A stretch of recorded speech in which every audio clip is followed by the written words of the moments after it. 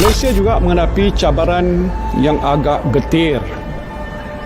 Kadar pengangguran di Malaysia adalah di paras 3.9%. So, isu yang tak settle-settle di Malaysia lagi adalah pengangguran.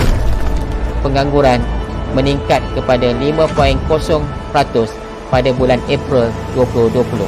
Mustahil ke kalau kita nak lahirkan usahawan sebenar melalui pendidikan tinggi? Kalau kita tengok artikel tentang situasi di Malaysia, ada 200,000 graduan yang tak ada kerja. Disebabkan teknologi yang berubah, perubahan ekonomi, perubahan pemikiran generasi baru, education yang dulu tu mungkin tidak lagi bersesuaian. Dan mengikut anjuran Jabatan Perangkaan Malaysia pada 14 Mei 2020, kadar pengangguran dijangka akan meningkat.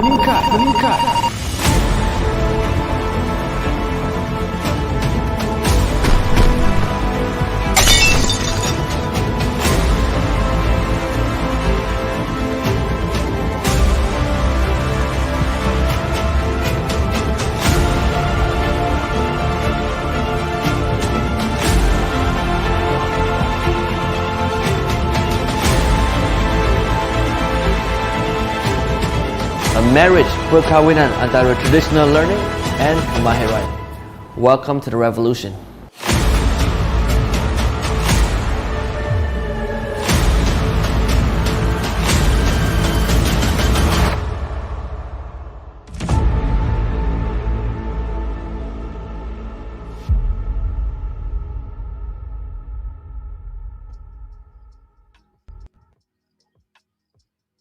Good morning. Happy Monday, Safwan. Thank you for the opener for the week, right? Give us some strength.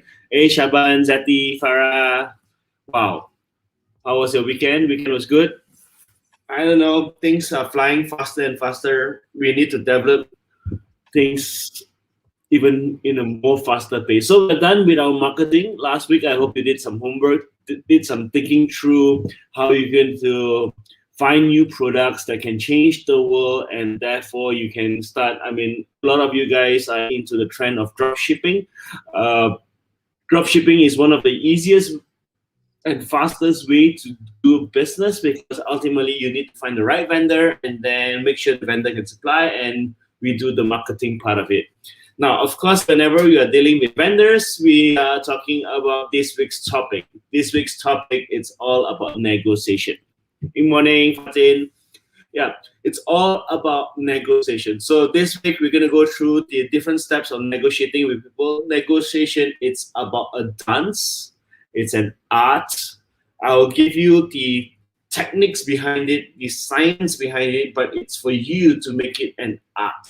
And let's put it this way, all my tips and techniques that I've actually shared with you is all proven. It's just better whether we actually use it on a daily basis. And sometimes we already have done it. I mean, people always ask me, Adrian, you love NLP so much. I am an NLP guy as well. I said, yeah, everyone is into NLP. The only thing is whether you went through formal education for it, right? So, hey, Subi, good morning.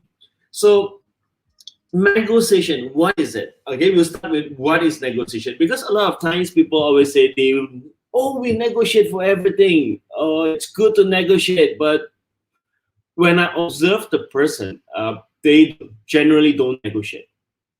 There's a difference between negotiation and influence. Negotiation is I give you something, you give me back something in return. That is negotiation. But generally, the people that I know, they want to influence. What does it mean by influence? Influence means I tell you, you follow what I'm ask you to do. That is influence, right? So you need to know negotiation and influence, same but different, right? Malaysian saying same, sama but different. But then ultimately, how do we then negotiate? The very first part of negotiation is really an attitude and a belief. It all starts with us. I mean, I always say you can't change the world, you can only change ourselves. And it depends on our heart, whatever we carry deep inside our heart. Because there are some people, how do they negotiate? They said, oh, I'm negotiating, but this is how they negotiate. You better give me a discount. If not, is this negotiating or is it coercing? It sounds like it's like my kid, right? Is it unless I eat burger tonight, if not, I'm not having dinner. Is that a negotiation? Answer is no. That's basically coercing, right? It means it's a threat. And most of the time when you threaten a person, what happens? I tell my son, then don't eat. Just go hungry, you got enough flesh or enough lemak to get rid of anyway. So what we are saying here is that be careful when we are negotiating. It's always an attitude. We need to always think win-win. It's not about you win, I lose as well. Because some people say, oh, whatever that help, they try to kind of like self-sacrifice themselves. They say, oh, in order for a better good, okay, I give up my part. Now, you see, let's put it this way. As much as we want to be good humans or good people, right? We need to remember one thing. We are running a business. And in every single business, we know there's one thing called cash flow that is very, very important. Profit margins are also very, very important. Delivery is also very important. So there are certain things that we cannot really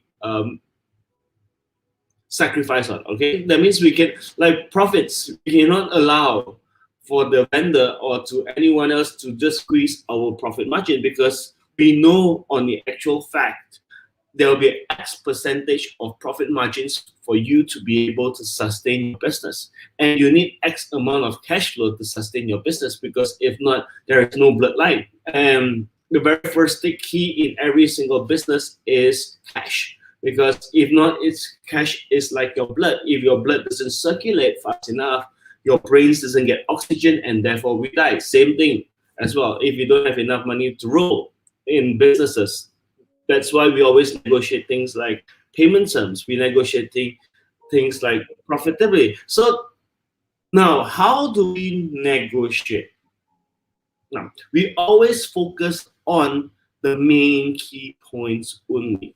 You see, sometimes I always notice people will negotiate things that are unnecessary and therefore creating very lengthy meetings. I mean, I, for one, do not like lengthy meetings because everyone talk about different points at different times. But we always need to stick to the key point. Normally, it's delivery, profits, and cash. That is the main thing.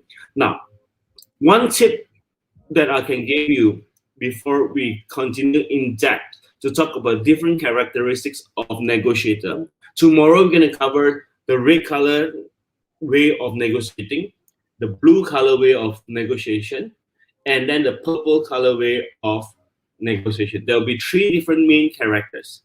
But the main thing is, in every single negotiation, my friends, remember one thing. Never ever open at your bottom line. What do I mean? Is that in every single negotiation, there's always an opening offer and your bottom line. Now, let's put it in life, people like to negotiate. If they don't negotiate, they don't feel as if they've earned something. It's like when you go to supermarkets right now or shopping mall and you walk into Zara or, our Hari Raya is coming up. So we are out there shopping, and then it always feels good when we see an item, a nice baju kurung or baju Melayu, and then after you see the baju Melayu, and then you say, hey, there's giving me 30% discount because it's a Ramadan sale. Would you buy? Chances are you will buy because you feel good that, hey, it's a sale, what do you expect? Buy. But if you're going to put that, normal price item, do you normally go there? I mean, I for one, I'm sorry to say it to myself, to the whole world, right? I walked into H&M yesterday, and guess what? I walk in, I scan the whole entire floor. Then I said, special deals.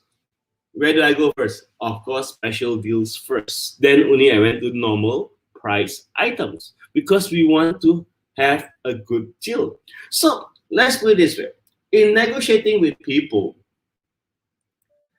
opening price and bottom line must be a gap. So therefore, whenever you negotiate, you can go in between, and therefore you know you still have a buffer as to your profitability or your timeline. Never ever give people the bottom line first. For example, if I were to do project management right now, project management, I need to handle different vendors, different suppliers, the staff, the team. But do I always give them the last deadline, or do I need to always buffer the deadline? We need to buffer the deadline, because ultimately, if you do not have a buffer, that's when your project is really at risk, because in the event the person cannot deliver on time, that's when the whole entire project will get delayed, and therefore we will lose a lot of money in between. So remember, the first key to negotiation, number one, is an attitude. All right, we need to see what we carry inside our heart. Do we always think win-win? Now, when we say win-win, you need to also observe the person you're negotiating with. Tomorrow, we're going to cover more in terms of the different type of personalities in negotiation. Because if you are always thinking about people winning, but then the person doesn't believe the same with you, then what's going to happen? You may end up that guy winning, you losing out. All right, so that's one thing that we have to look at.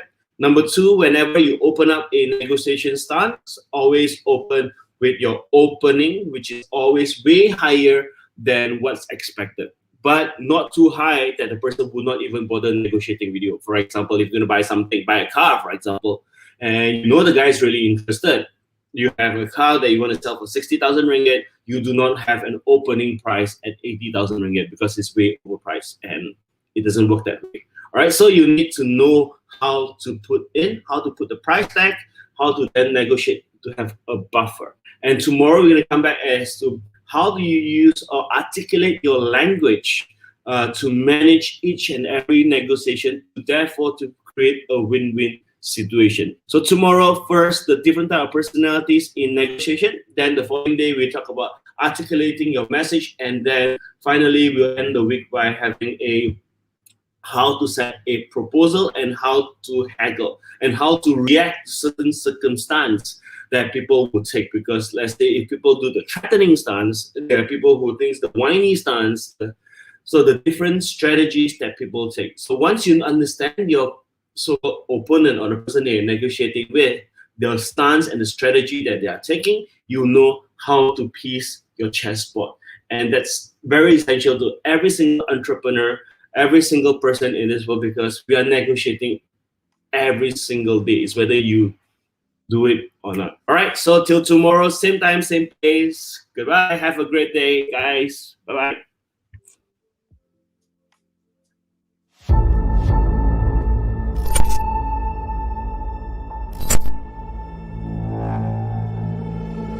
Malaysia juga menghadapi cabaran yang agak getir.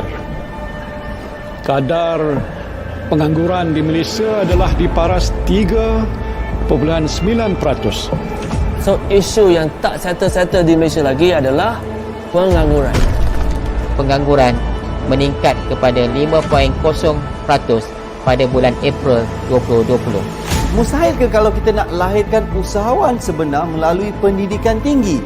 Kalau kita tengok artikel tentang situasi di Malaysia, ada 200,000 graduan yang tak ada kerja.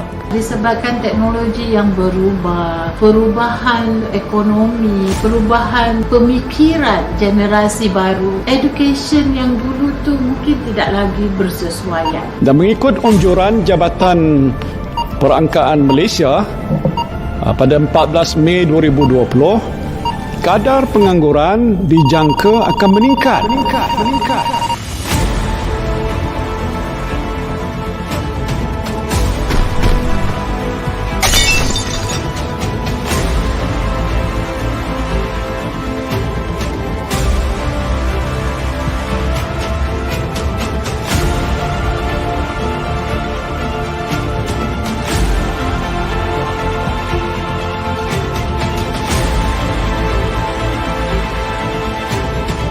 A marriage perkawinan antara traditional learning and kemahiran. Welcome to the revolution.